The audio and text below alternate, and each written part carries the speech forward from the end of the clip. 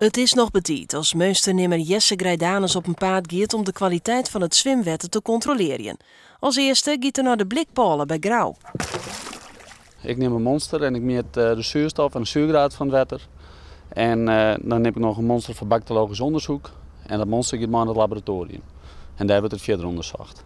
Hier meet hij 5,9 microgram per liter. Is dat een soort? Dat is net een soort. De grens is 12,5 microgram per liter. En boven de 12,5 microgram per liter dan nemen wij een monster naar het laboratorium. Nou het Grijdanus kleer is maar het meten, is het afwachten of er ik blauwalg is. En dat wordt het 2 dagen. De resultaten zijn pas echt waanzinnig bekend. En mocht er een probleem zijn, dan kunnen wij alsnog een herbemonstering uitvoeren om te zien hoe het dan is. Het meeste komt in van het dag binnen op het laboratorium van het wetenschap.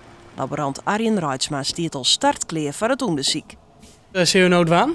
We zullen nou even kijken of het inderdaad de waarde die zij vonden in het veld, of dat een schadelijke hoeveelheid aan blauwalg is.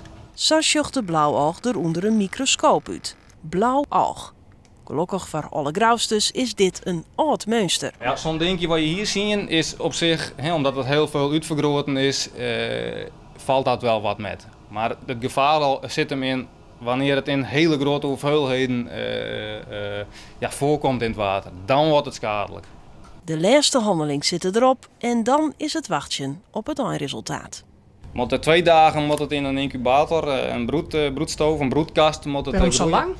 Nou, het is nodig om die bacterie, die moet de tijd krijgen om te ontwikkelen. De resultaten gaan bij ons in de computer en van UTR worden de resultaten naar onze opdrachtgever verstuurd. En die vervolgen met een vervolgactie eventueel.